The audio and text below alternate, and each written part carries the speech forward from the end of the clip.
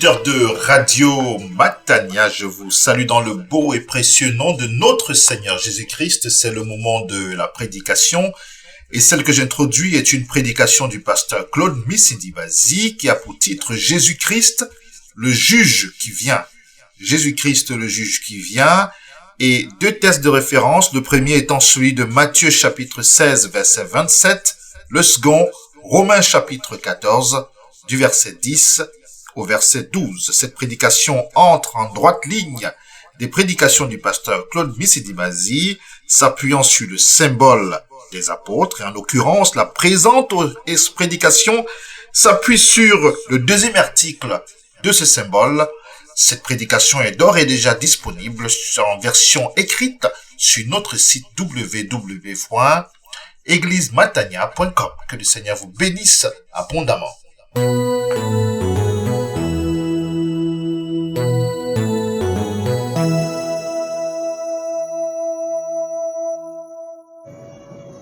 Matthieu chapitre 16, versets 24 à 28. Accueillir la parole de Dieu. Amen. Alors Jésus dit à ses disciples, « Si quelqu'un veut venir à ma suite, qu'il se renie lui-même et prenne sa croix et qu'il me suive. En effet, qui veut sauvegarder sa vie, la perdra. Mais qui perd sa vie à cause de moi, l'assurera. Et quel avantage l'homme aura-t-il à gagner le monde entier s'il le paie de sa vie?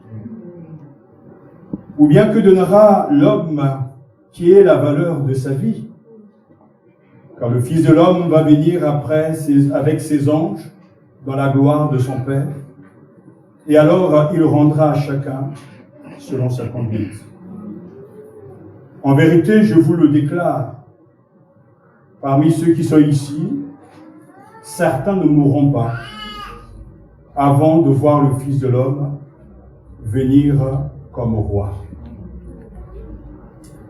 Romains chapitre 14, verset 10. À 12. Épître aux Romains, chapitre 14, verset 10. Commençons au verset 9. Car c'est pour être Seigneur des morts et des vivants que Christ est mort et qu'il a repris vie. Mais toi, pourquoi juges-tu ton frère? Et toi, pourquoi méprises-tu ton frère?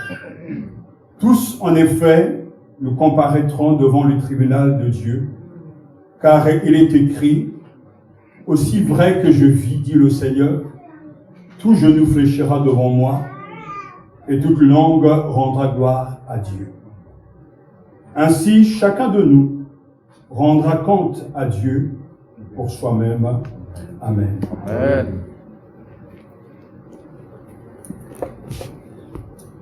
Prions le Seigneur.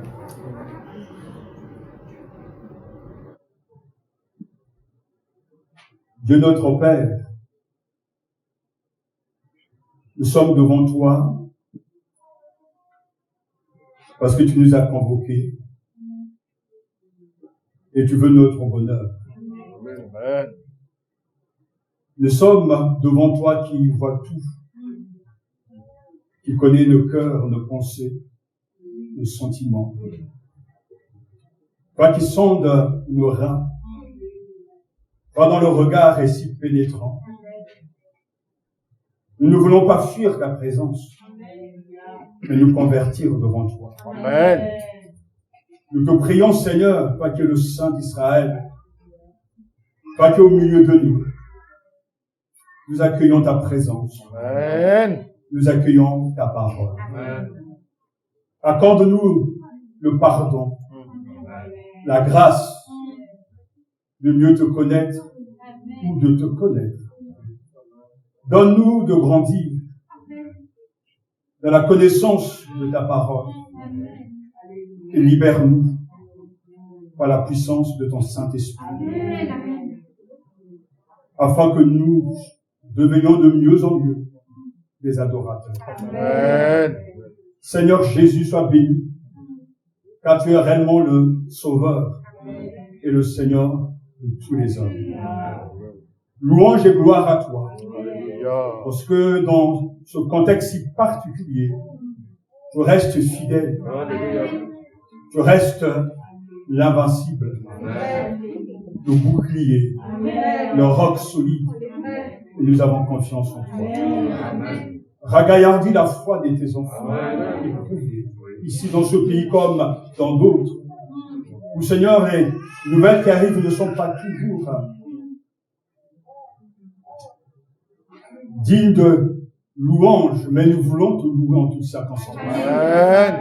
Car nous savons que ce que tu fais est bon. Encourage, stimule, bénis ton Église universelle. Et que ton règne continue à s'étendre pour la gloire de ton Saint-Nom.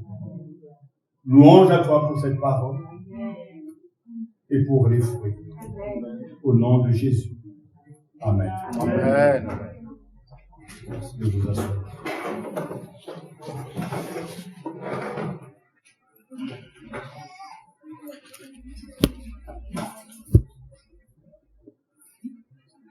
En utilisant les symboles des apôtres, nous cherchons à faire un peu de théologie dans l'église locale. Il est vrai que un pasteur qui ne fait pas de théologie, qui n'est pas théologien, est un vrai problème et un danger pour l'église locale. Nous avons besoin de connaître et de savoir ce que Dieu attend et veut de nous. Le symbole des apôtres que l'on a souvent recité, en vue d'un baptême ou bien en vue de la Sainte Seine, résume les vérités, les doctrines, l'ABC de ce qu'un chrétien doit professer pour être un authentique enfant de Dieu. Ce que je crois affecte ce que je suis et ce que je fais. Et nous avons vu que il y a bien de choses à dire et que les chrétiens doivent revenir à la parole de Dieu. Les chrétiens doivent mémoriser les grandes lignes de l'enseignement biblique. Les chrétiens doivent connaître pour faire face au faux enseignement et à ces faux Christ ce que la Bible dit réellement. Il ne s'agit pas d'inventer la vérité c'est la Bible. Amen. Il suffit de l'étudier sérieusement et de laisser le Saint-Esprit, qui est le directeur spirituel de nos vies, nous amener donc dans une véritable interprétation. Le symbole des apôtres nous parle de Dieu le Père, de le Fils, de Dieu le Saint-Esprit, etc. Et dans ce deuxième article que nous sommes en train de voir, il est question bien sûr de Jésus. Et le credo commence toujours avec ces deux mots, car le mot credo signifie ce que je crois. Je crois en Jésus-Christ, son Fils unique, notre Seigneur qui a été conçu du Saint-Esprit, qui est né de la Vierge. Ensuite, il a souffert sous Ponce Pilate.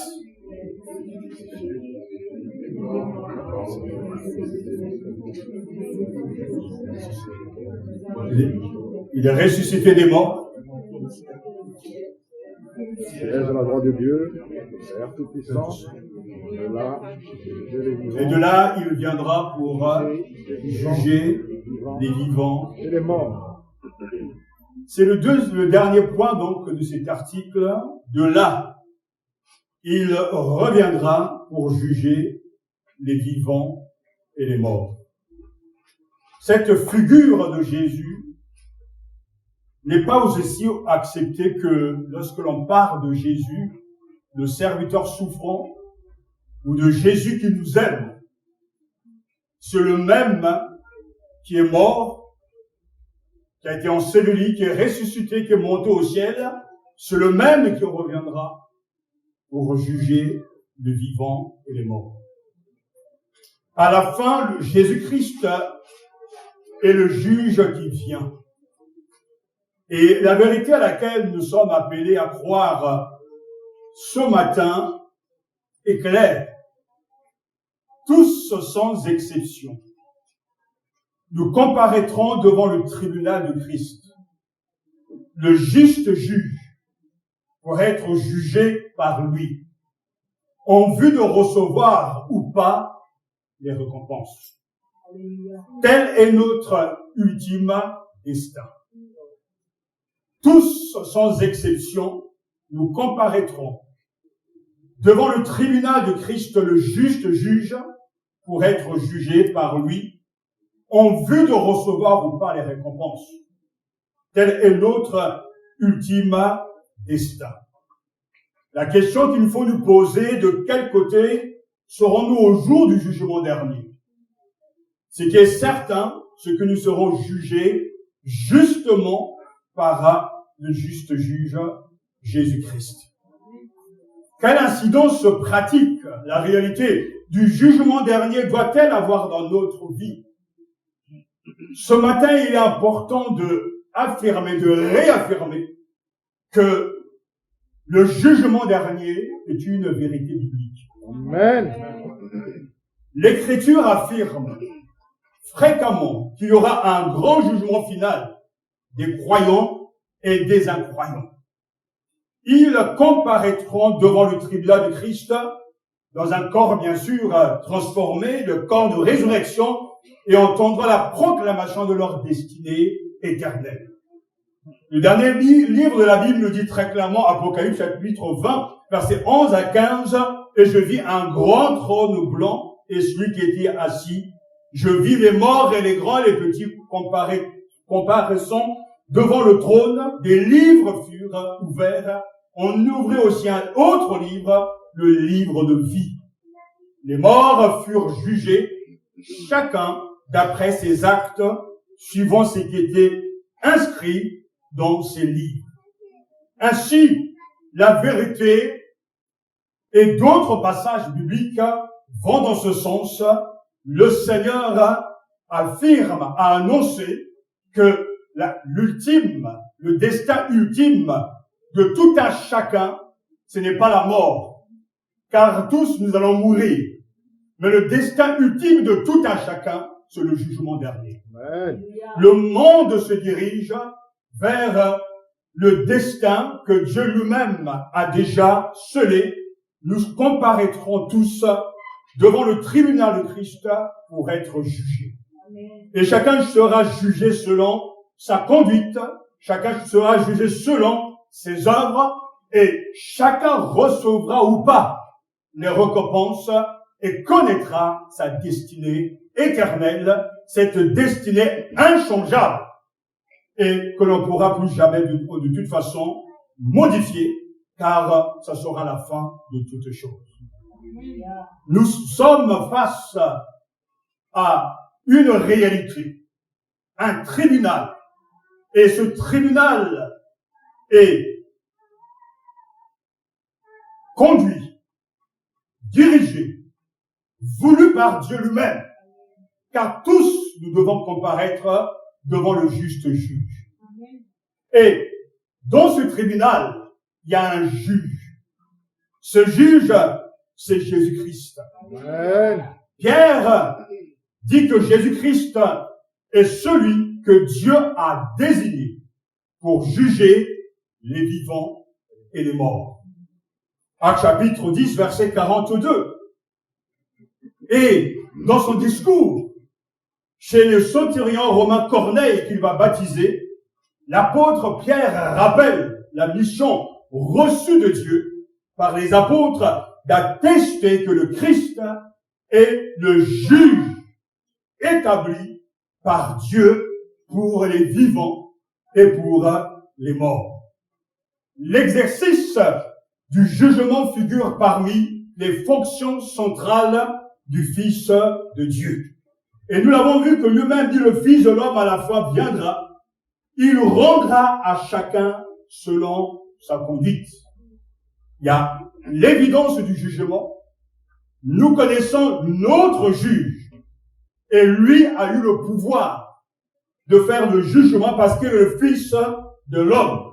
À chapitre 17, verset 31 nous dit également, parce qu'il a fixé un jour où il va juger toute la terre habitée selon la justice par un homme qu'il a institué et il en a donné à tous une preuve digne de foi en le relevant d'entre les morts. Et dans Matthieu chapitre 25, versets 31 à 33, lorsque le Fils de l'homme viendra dans sa gloire, avec tous les anges, il s'assiera sur son trône glorieux. Toutes les nations seront rassemblées devant lui. Il séparera les uns des autres, comme le berger sépare les moutons des chèvres. Il mettra les moutons à sa droite et les chèvres à sa gauche. C'est très clair. Et Paul affirme, Jésus-Christ qui va juger les vivants et les morts. 2 Timothée chapitre 4, verset 1. Nous avons donc ces faits qui sont là et qu'on ne peut pas rejeter, que le jugement nous attend tous et que Jésus-Christ, lui seul sera le juge juste qui jugera chacun, car il est digne d'être ce juste juge à cause de ce qu'il a été. Il est venu sur la terre, prêchant la bonne nouvelle du royaume des cieux et appelant les uns et les autres à écouter et à croire en cette bonne nouvelle. Il est celui qui a pris sur lui nos fautes, nos crimes, nos péchés, qui est mort et qui est ressuscité d'entre les morts le 3e jour, selon la volonté du Père. Il est monté au ciel, il est assis à la droite de Dieu le Père Tout-Puissant, et de là il reviendra. Ainsi, il y a une logique biblique. Le fait qu'il soit devenu le juge n'est que la fin d'un processus. Celui qui nous aime et qui nous sauve, qui met à la portée de tous le salut, ne peut qu'être le juge juste qui connaît tout, car il a tout fait pour que nous soyons sauvés.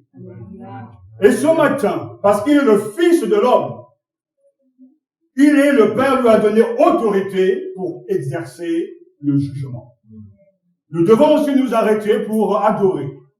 Non pas simplement le Sauveur que nous aime, non pas simplement le Seigneur qui est le Seigneur de tous les hommes, mais nous devons louer et adorer Jésus le juste juge. Amen. Parce qu'il est réellement celui qui fera tout à la fin et qui jugera justement. Amen. Ce jugement est nécessaire, car dans un tribunal, il y a bien sûr un juge, et ce tribunal est particulier.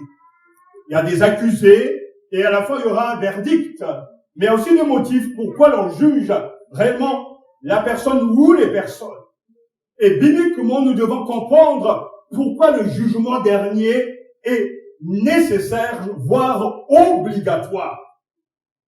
Le théologien Berkhoff a écrit le but du jugement dernier est plutôt de manifester devant toutes les créatures rationnelles la gloire déclarative de Dieu par un acte officiel et légal, qui magnifie d'une part sa sainteté et sa justice, et d'autre part sa grâce et sa miséricorde. De plus, il faut garder à l'esprit que le jugement au dernier jour différera de celui de la mort de chaque individu à différents égards. Il ne sera pas secret, mais public. Il ne concernera pas seulement l'âme, mais aussi le corps. Il ne concernera pas un seul individu, mais tous les hommes. Le jugement dernier, Berkhoff est un grand théologien, ça fait partie de nos programmes de formation, bref. Et c'est pour ça que je le cite, car c'est une référence en théologie. Et ce résumé qu'il nous donne nous interpelle dans le sens que le jugement dernier manifeste le caractère de Dieu et la justice de Dieu. Les jugements auront lieu pour montrer la justice de Dieu en traitant les hommes comme il le fait, parce que devant le tribunal de Dieu, toute bouche sera fermée et tous ne pourront jamais s'excuser, car celui qui juge selon des critères, selon la vérité, et on ne peut rien lui cacher. Il sait tout. L'Écriture affirme clairement que Dieu sera parfaitement juste dans ses jugements et que personne ne pourra se plaindre de lui en ce jour-là. Dieu est celui qui juge impartialement tout homme selon ses actes. 1 Pierre, chapitre 1, verset 17. Et Dieu ne fait pas de favoritisme. Romains, chapitre 2, verset 11. Pour cette raison, toute bouche sera fermée, le monde entier sera reconnu coupable devant Dieu et personne ne pourra se plaindre d'avoir été injustement traité. La justice de Dieu est nécessaire. Amen. Et si Dieu, le Seigneur Jésus, ne juge pas, j'ose dire, avec crainte et tremblement, il n'est pas digne d'être prié ni d'être adoré. Car le mal bat son plein sur la terre. L'injustice bat son plein sur la terre. Et il est normal, nécessaire qu'à la fin, que chacun se présente devant le Christ pour être jugé et rendre des comptes. Car on ne peut pas continuer à faire du mal aux uns aux autres, aux enfants, et à des gens ça et là, sans rendre des comptes. Amen. On peut échapper sur la terre au jugement des hommes, mais on ne pourra jamais échapper au jugement de celui qui nous a créés. Amen. La révélation de la justice de Dieu est nécessaire, absolue. Et c'est pour cela que quand le Seigneur lui-même rendra justice, dans Apocalypse chapitre 19, verset 1 à 2, il est dit « Alléluia, loué soit notre Dieu. C'est à lui qu'appartiennent le salut et la gloire, ainsi que la puissance. Ses jugements sont vrais et justes. » C'est pour ça qu'il y a Alléluia. Ces jugements sont vrais et justes. Dieu est le juge de tous. Amen. Mais c'est par Jésus-Christ, Alléluia, qui accomplira son œuvre. Il a remis tout jugement au Fils. Jean chapitre 1, verset 22. Et il a fait parce qu'il est le Fils de l'homme. Et de cela, il a donné une preuve en le ressuscitant d'entre les morts. Amen. Jésus-Christ jugera les vivants et les morts. Jésus-Christ jugera les croyants quant à leurs œuvres. Jésus-Christ jugera la bête, les faux prophètes et leurs armées. Jésus-Christ jugera les nations rassemblées devant lui. Jésus-Christ jugera Satan. Et Jésus-Christ jugera les incroyants. Parce que tout a été remis. Quel privilège et quel Seigneur. Nous devons nous rappeler que c'est une vérité biblique.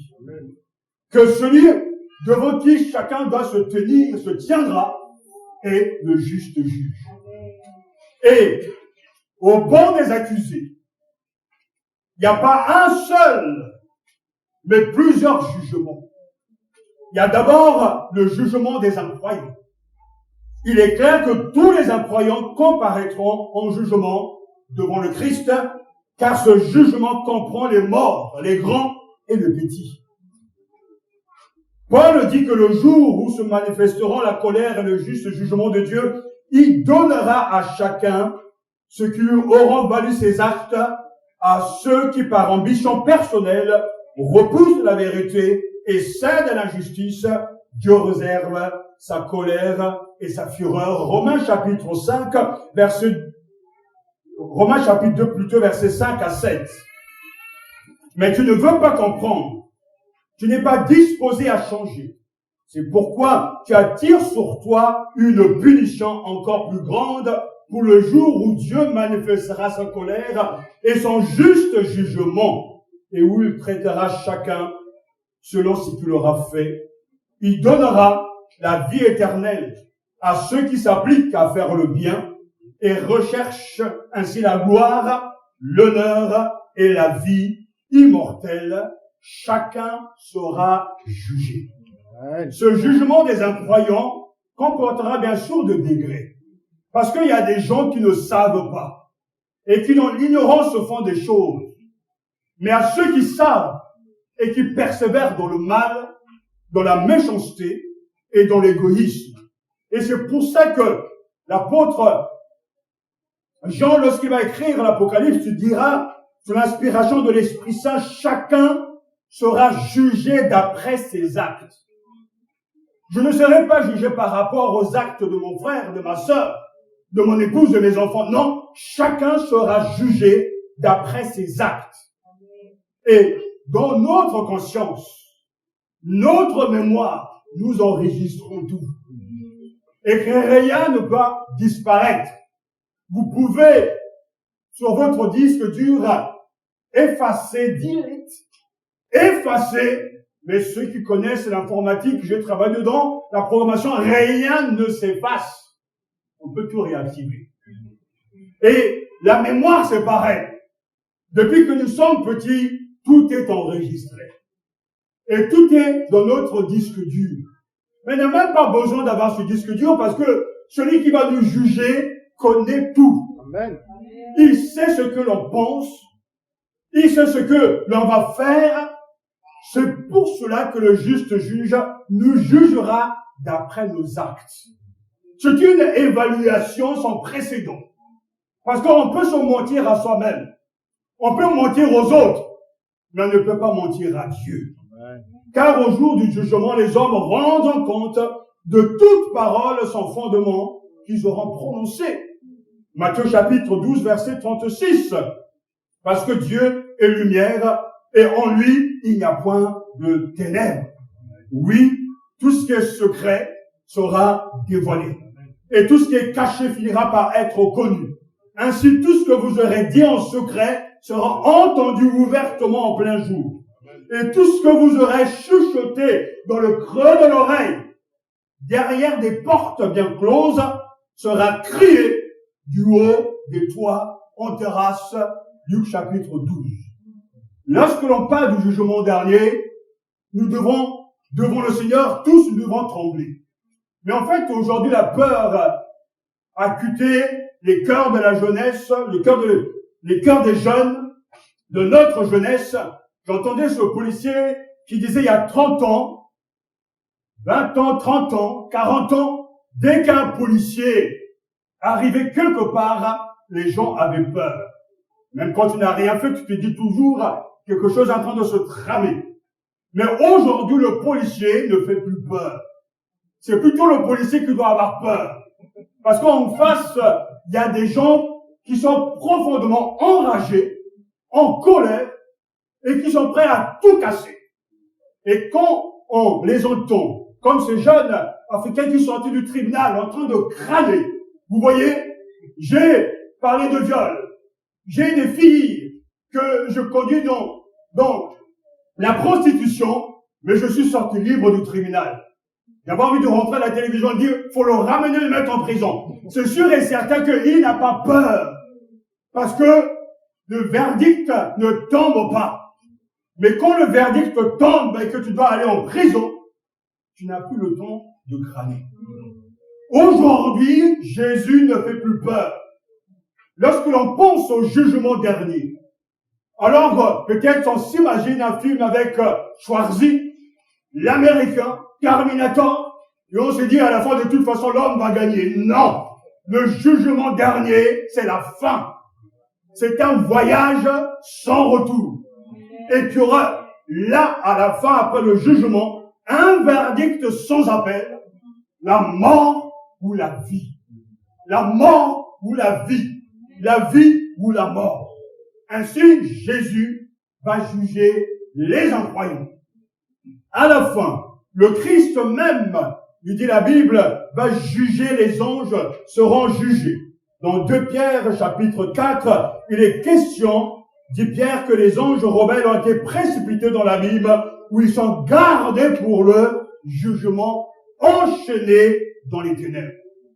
Ce jour-là sera un jour incroyable. Les incroyants seront jugés, mais les anges déchus seront également jugés. Les anges rebelles qui pourraient, en peu de temps, enchaînés dans les ténèbres, gardés pour le jugement dernier. En fait, rien ne va passer. Jésus va s'occuper de tout. Personne ne sera oublié. Personne ne pourra se cacher. Mais même les anges, créatures de Dieu, qui se sont rebellés avec le Satan, sont gardés, enchaînés dans les ténèbres pour le jugement dernier.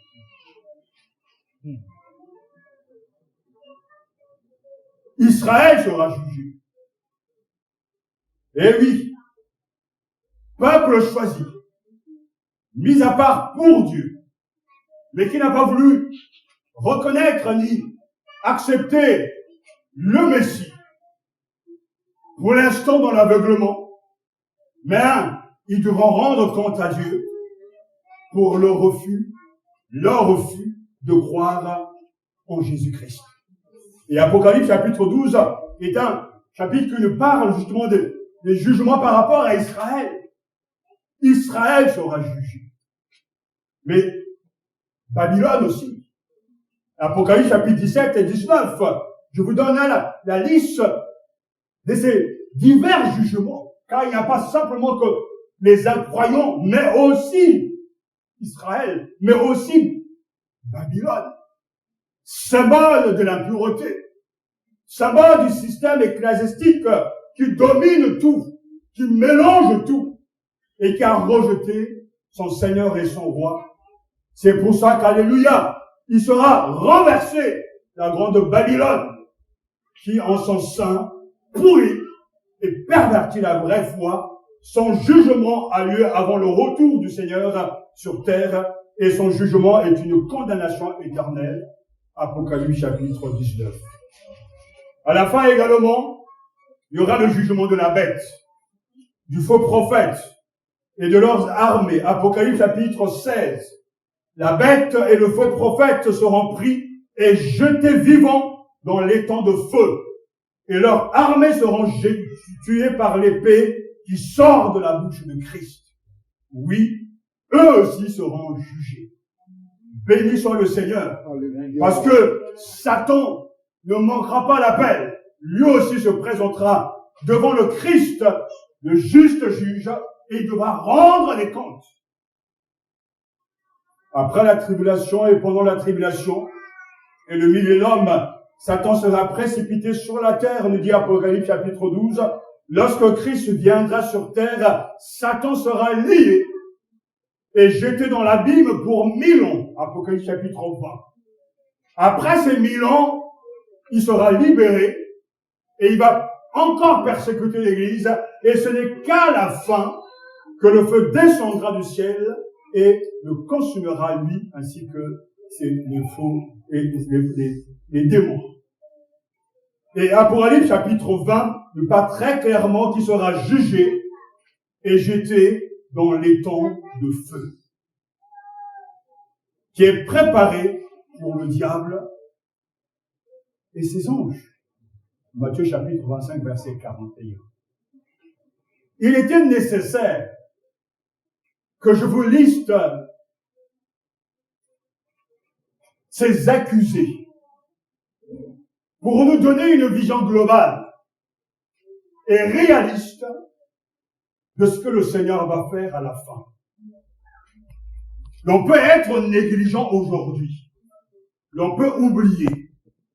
Mais le dernier jour, le jour du jugement dernier, rien ne sera oublié. Ouais. Et je dirais même, le Seigneur a suffisamment de temps pour que tout soit jugé. Alors imaginez ces milliards de gens. Imaginez cette foule immense. On n'est pas pressé. chacun va comparaître au sol devant le Seigneur pour rendre des comptes. Les mariages, c'est fini. Les enfants, c'est fini. Les business, c'est fini. La recherche de l'argent, c'est fini. Les maisons, c'est fini. Les voitures, c'est fini. Le jour du jugement dernier, tu es là avec ton corps de résurrection devant le juste juge.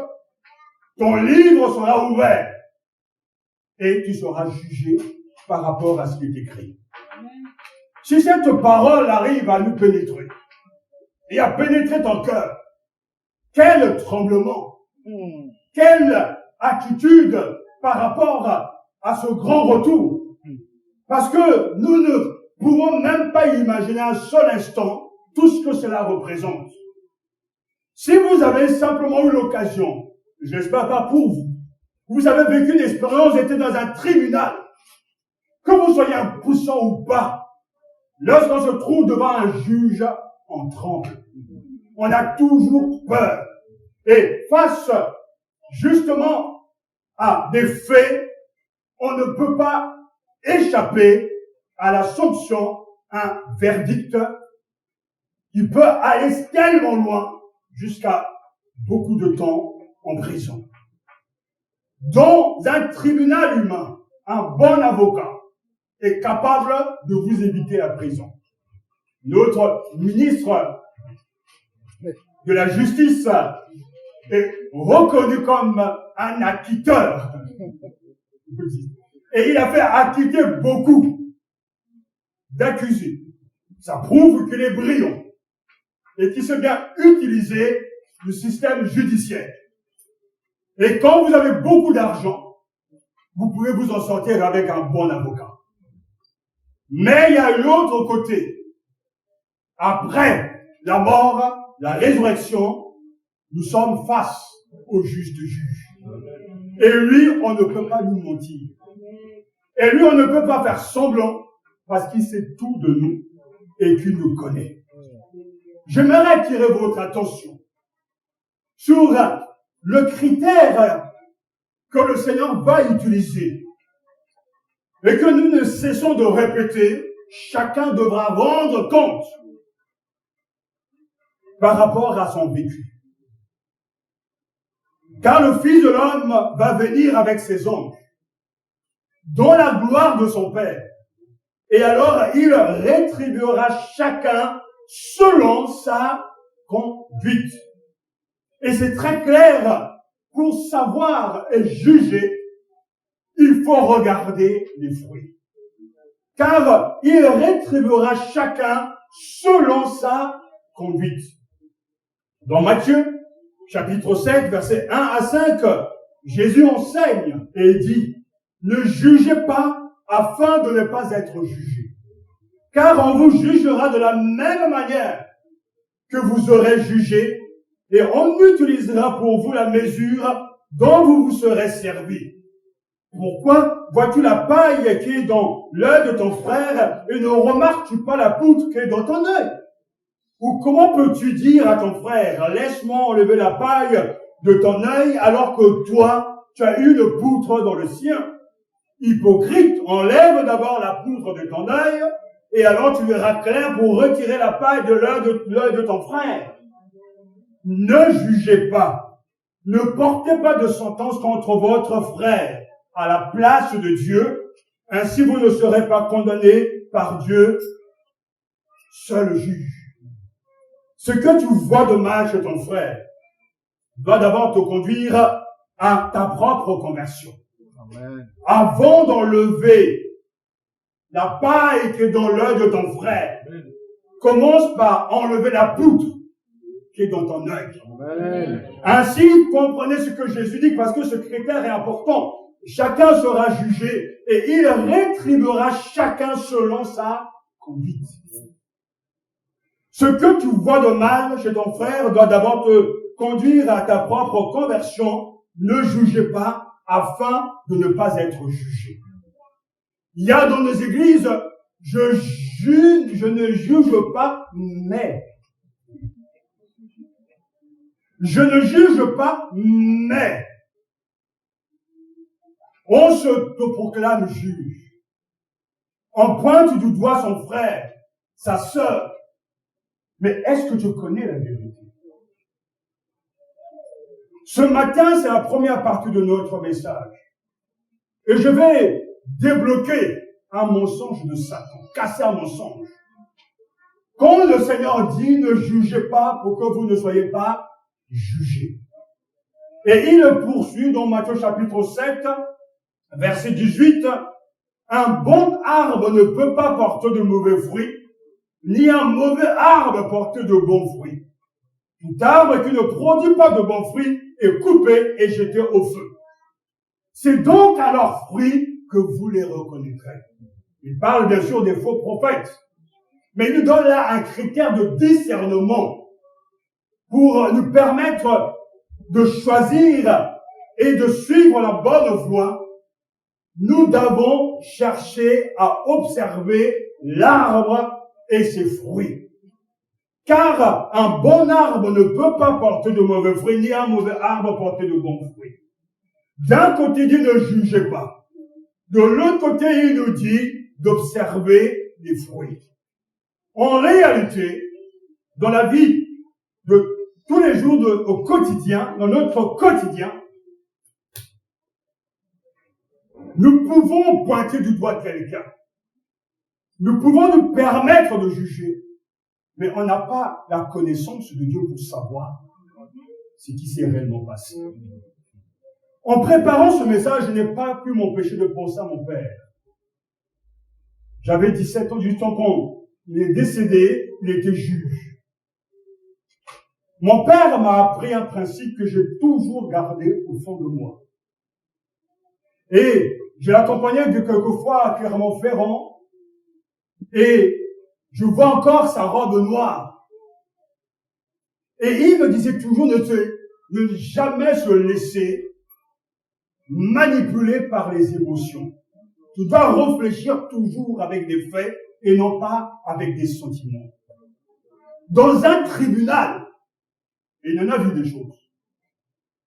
Un accusé est capable de tout. De se rouler par terre, de pleurer, de gémir pour avoir raison. Et quelquefois, quelqu'un est coupable, mais n'a pas les faits pour juger. Et il y a des gens qui sont des puissants manipulateurs, qui sont capables d'enfermer les gens dans un mensonge. Et ça veut dire que nous ne sommes pas Dieu pour savoir ce qui se passe dans le cœur de l'homme. Et ce que les gens peuvent méditer, préparer, il n'y a que Dieu qui lit les cœurs et qui connaît tout. C'est pour ça qu'il ne juge pas sans vous avoir d'abord enlevé la poutre que dans ton œil et tu verras clair pour porter un jugement avec discernement. C'est ainsi que lorsqu'on embarque dans des histoires, dans des jugements, l'on prononce des paroles, mais on ne connaît pas la vérité. Et pourtant, il suffira simplement d'observer les fruits parce que les fruits sont la réalité de nos vies intérieures. Dans les églises, attention, je m'adresse à vous et à tous ceux qui vont m'écouter, aucun n'a le droit de juger. Parce que ce droit appartient à Jésus seul. Je peux donner une opinion, je peux partager mon opinion, mais le jugement appartient à Jésus seul. Et mon père m'expliquait justement ces choses. Et ce qui fait que dans le ministère, quand on doit faire une relation d'aide, et qu'une épouse peut arriver dans un bureau, dans le bureau j'en ai vu, ou un frère en train de dire tout le mal de son mari, ou de son épouse, j'écoute toujours d'une oreille. On écoute toujours d'une oreille. Parce qu'il y a des gens, ce sont des manipulateurs. Laissez-moi vous dire ceci. Parce que la vérité appartient à Dieu. Et quand ton cœur est pur, tu n'es pas là pour diviser un couple. Tu es là pour aider le couple. Et si tu veux aider un couple, tu dois les écouter tous les deux. Et à chaque fois, il y a une question test que l'on pose toujours aux gens. Ce que tu viens de me dire est grave. Seras-tu prêt ou prêt à le répéter en face de ton mari, de ton épouse?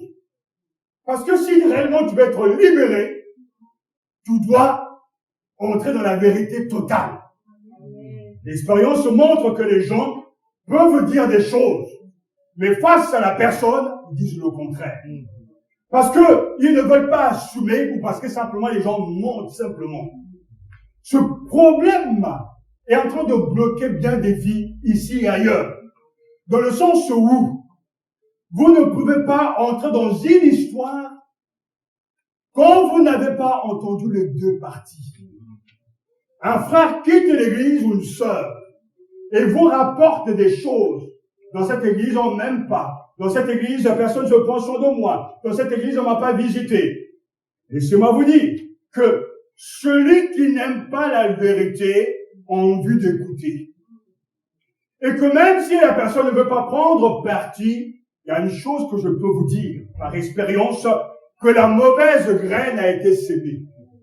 Elle reste là dans le subconscient. Et quand la personne viendra dans l'église, cette sémence sera agitée par le diable. Et malgré la prédication, la personne ne changera pas. Parce que tu ne connais pas la vérité. Tu penses connaître la vérité, mais tant que tu n'as pas entendu l'autre partie, tant qu'il n'y a pas eu un face-à-face, tu ne connais pas ta vérité. C'est ta vérité à toi. Laissez-moi vous dire ceci encore. Église de Dieu, dans nos propres églises, il y a des gens qui emprisonnent leurs frères et sœurs dans des mensonges. J'étais marié et j'ai connu des moments difficiles dans le passé. Mais qui connaissait réellement ce qui se passait dans mon foyer? Qui? Les gens ont parlé et les gens ont dit des choses. Mais personne n'est venu me poser la question, est-ce que c'est vrai ce que j'entends ou pas?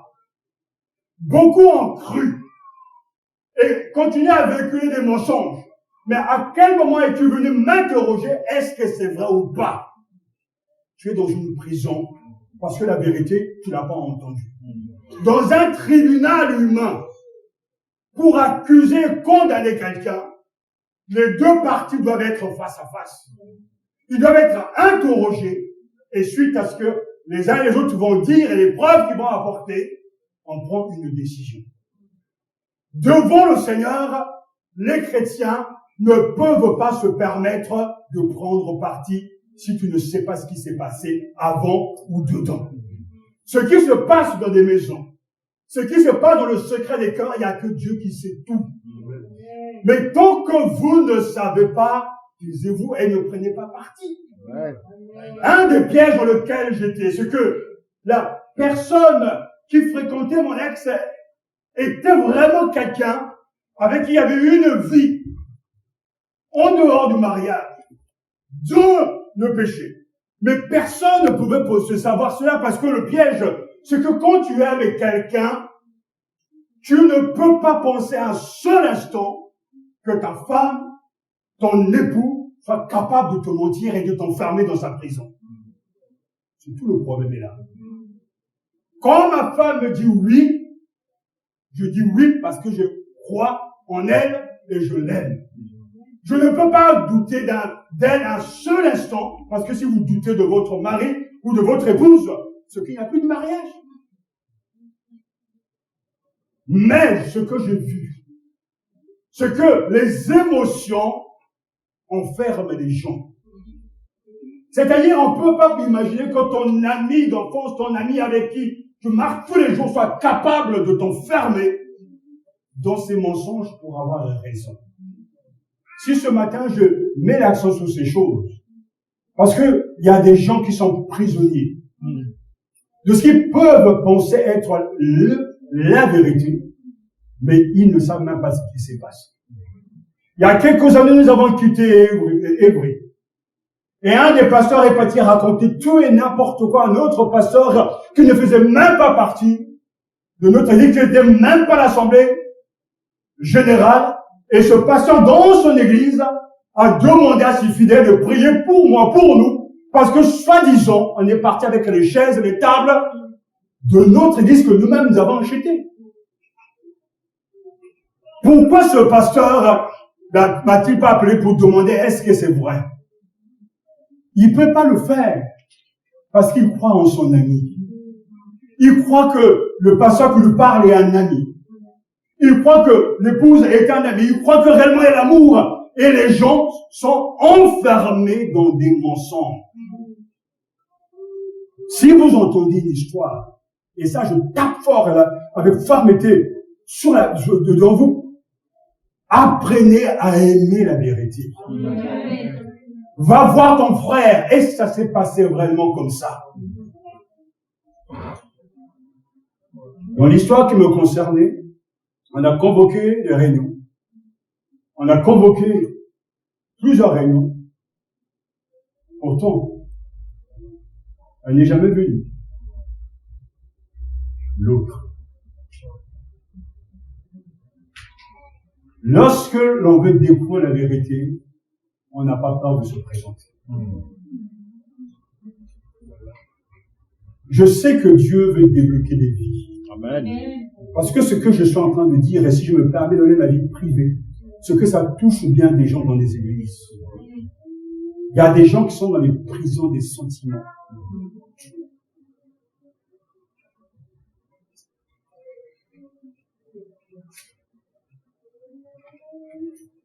Chacun devra rendre compte. Quitte à enfermer dans le mensonge.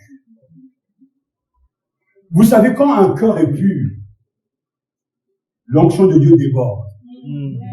Comme dimanche passé, cette dame qui était de passage, l'Esprit a touché son cœur. Et elle n'a pas pu repartir sans que le frère lui donne le CD de la prédication. Elle est télé. Parce que quand l'on vient devant le Seigneur, quand le cœur est pur, l'Esprit de Dieu se manifeste. Amen. Il y a des gens qui nous ont enfermés. Il y a des gens qui se sont enfermés entre eux. Comme ce couple que mon épouse et moi nous avons voulu aider. Il y avait des problèmes dans le foyer. Je prends cet exemple parce que c'est celui qui est le plus parlant par rapport à ce que nous sommes en train de dire. Cette sœur avait des problèmes avec son mari. Au lieu d'en parler à son mari, elle en parlait à sa meilleure amie. Et etc. Elle s'est sortie. Au point qu'un jour, le mari était chez des amis et quelqu'un a dit des choses. Il est revenu à la maison et ça finit par un divorce. Quelle tragédie. Si tu as quelque chose à dire à ton mari, il faut le dire. Ne parle pas de tes amis à l'extérieur. Si tu as quelque chose à dire à ton épouse, parle à ton épouse. À ton épouse, à ton épouse. Mais ne va pas parler à l'extérieur. N'enferme pas les gens. Ne jugez pas. Pourquoi Jésus a pris le temps, et dans l'évangile selon Matthieu, de parler de jugement? Parce que c'est un des pièges où nous tombons le plus. Nous n'avons pas l'information, mais elle est déjà cataloguée. On a déjà choisi. Mais Dieu voit toutes choses. Comme dans notre église, il y a quelques années, il y avait ce croyant, ce chrétien qui était pauvre, négligé par les uns et les autres. Mais pourtant, aux yeux de Dieu, c'était un élu. Et qui faisait toute la différence. C'est ce regard-là qu'il faut chercher. Ce matin, j'aimerais attirer votre attention sur l'importance d'aimer la vérité. Apprendre à nous dire la vérité. Apprendre à aimer la vérité. Apprendre à se dire la vérité les uns les autres. Et si tous nous aimons la vérité, alors on peut être sûr et certain qu'il n'y aura pas de parti pris. On ne va pas rejeter le frère. Et que la camaraderie, les amitiés ne seront jamais au-dessus de la vérité. Le jour du jugement dernier, je veux rendre des comptes. Et chacun sera jugé d'après ses œuvres. Et prochainement, on reviendra sur ses œuvres parce qu'il est question de ce que nous sommes, mais de ce que aussi nous sommes en train de faire. Là, je prêche, je fais quelque chose. Vous êtes venus à l'église, vous avez fait. C'est dans ce faire que Dieu nous juge. Amen. Est-ce que je suis venu dans la joie? Est-ce que je suis venu pour observer, pointer du doigt mon frère et ma soeur? Est-ce que je suis venu pour lancer des anathèmes? Ou je suis venu pour écouter Dieu et le transformer? Dieu sent de tout. J'aimerais que nous tremblons devant le Seigneur. Amen. Ces derniers temps, c'est un cycle que j'ai, un cycle de plusieurs songes. Et ce message du jugement dernier, je l'ai vu. Quand j'étais plus jeune, j'ai vu le trône divin. Mais c'est vrai que, avec le temps, on finit par ne plus trembler. Que Dieu nous donne ce matin de trembler. Amen. De nous arrêter d'examiner nos vies. Et de se dire, est-ce que je suis prêt? Est-ce que je crois ce que l'on me dit ou je vérifie? Est-ce que lorsqu'il y a un problème dans l'église locale, tu es celui qui va chercher à réconcilier ou à diviser? Parce que l'homme et la femme de Dieu aiment la paix. Amen. Ton frère souffre, tu dois prier pour ton frère. Je passe par devant des filles, tu dois être celui qui va m'aider.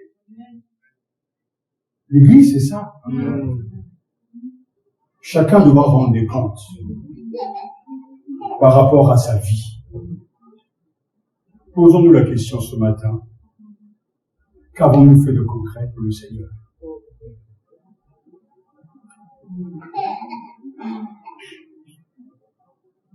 Je sais que le Seigneur parle. Amen. Amen.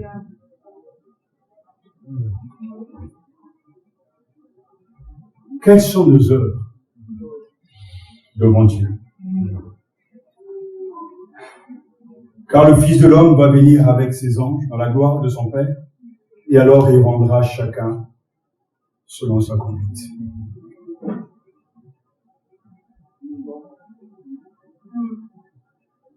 S'il y a de la confusion dans ce message, je sais que mon épouse à la maison me donnera son point de vue. Et je reviendrai sur ça. Parce que je veux que ça soit clair. Amen. Pour tout un chacun. Dieu te voit et me voit. Et c'est pas moi, c'est pas de moi qu'il faut avoir peur. Il ne faut pas faire des choses par rapport au pasteur ah non ou au pasteur non. Vous devez toujours savoir que le regard de Dieu est sur vous. Il vous voit. Nos églises sont remplies des gens qui mentent constamment et qui ne se reprochent rien. Dans les rêves, les songes que Dieu donne, la situation spirituelle est claire.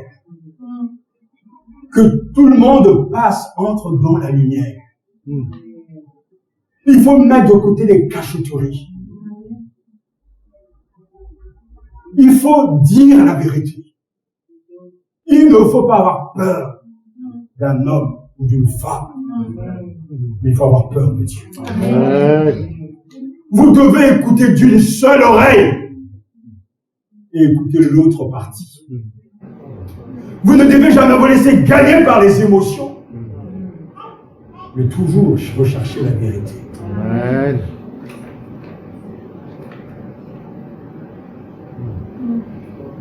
Aimez vos femmes, aimez vos maris, aimez vos enfants, aimez vos mères, vos pères, aimez-vous les uns les autres et cherchez toujours le bien de l'autre. Toujours. Que Dieu bénisse son Église qui a besoin de revenir à l'amour de la vérité. De sortir de ces prisons dans lesquelles on s'est enfermé. On m'a dit, je crois que non, tu ne sais pas. Tu ne connais pas. L'Esprit de Dieu ne t'a pas donné le discernement des esprits pour dire c'est comme ça. ce n'est que ton sentiment personnel. Seigneur Jésus-Christ, le mensonge est devenu un fléau,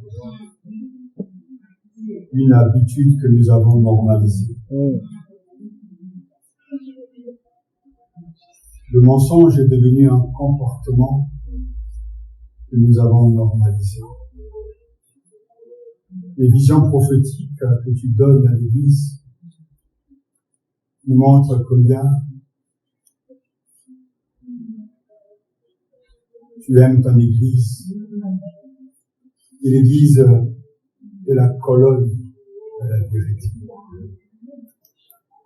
Nous sommes tellement normalisés avec nos propres mensonges que nous ne sentons plus du tout coupables. Seigneur, tu montres qu'un travail de fond doit prendre place. Tu veux que la vérité soit au fond de notre cœur. Tu veux nous libérer de nos propres mensonges. Tu veux nous libérer de nous-mêmes et des mensonges que nous colportons. Seigneur, les pasteurs aujourd'hui sont complètement sous l'influence de l'esprit de mensonge que tu as envoyé pour les aveugler au point qu'ils ne trouvent plus du tout choquant de motifs. Tu vois des brebis qui s'égarent, suivant des pseudo-prophètes,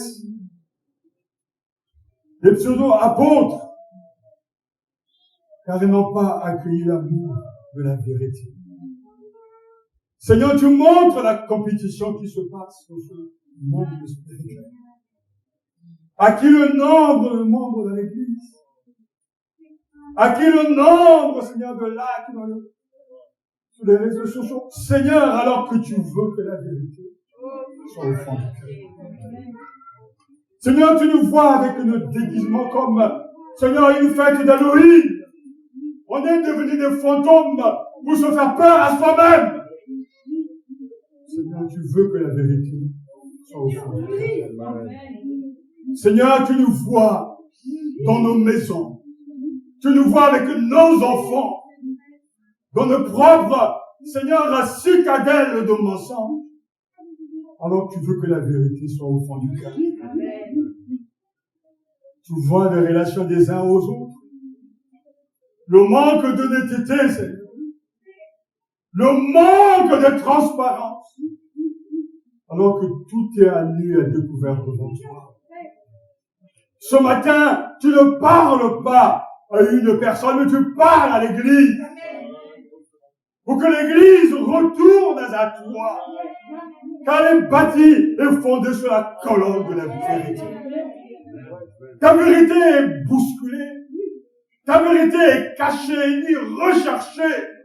Mais la lumière tue toujours les ténèbres. Ce matin, Seigneur, tu parles à nos cœurs. C'est peut-être la dernière fois que tu parles à quelqu'un. Car la Covid avance avec toi. Seigneur, la mort évade et ses cercueils. C'est peut-être la dernière fois que tu t'adresses.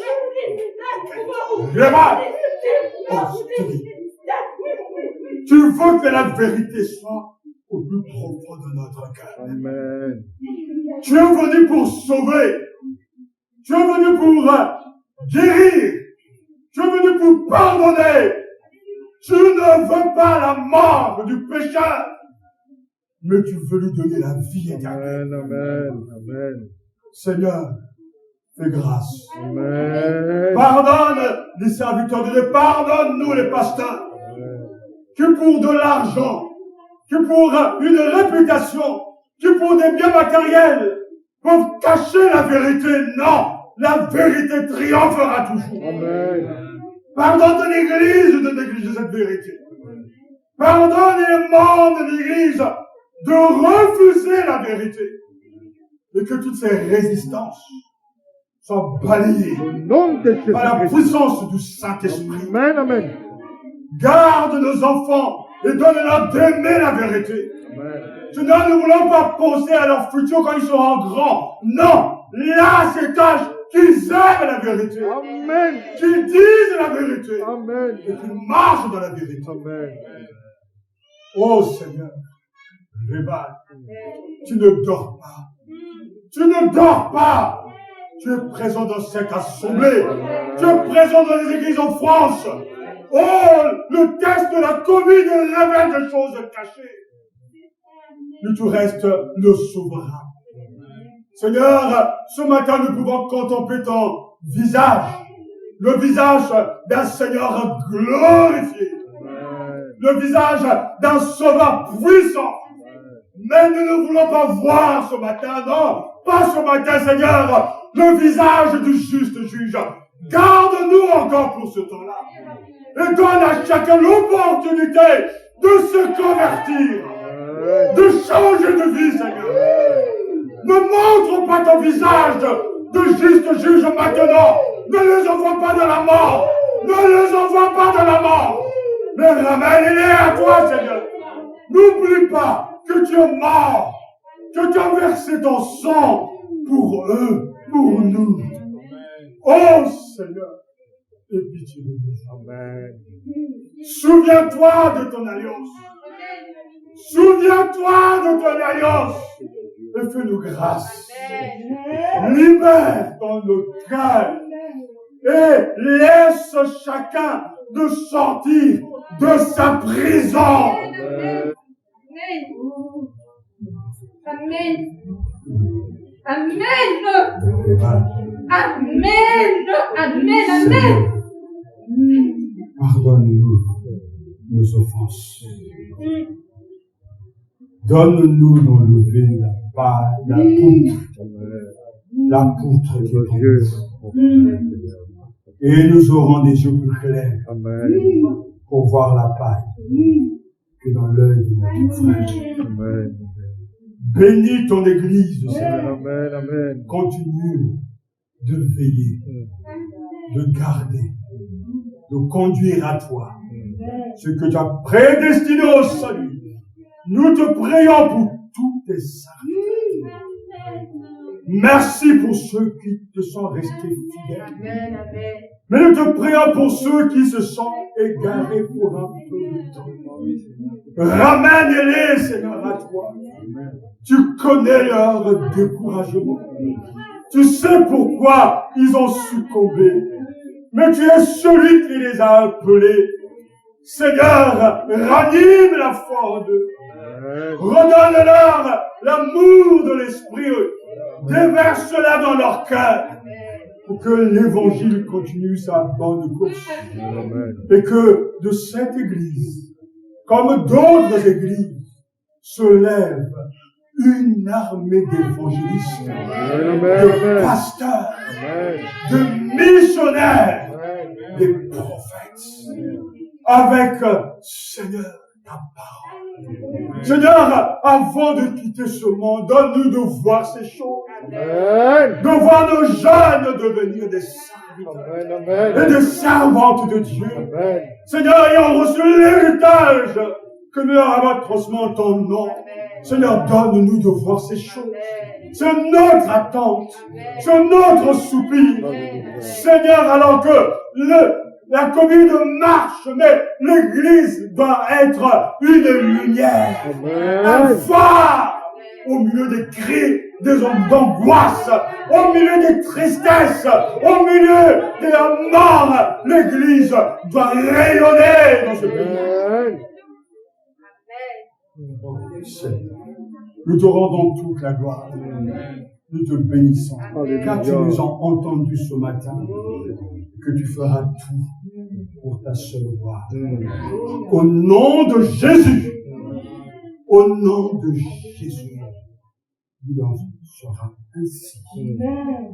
Amen. Amen. Oh, gloire à toi.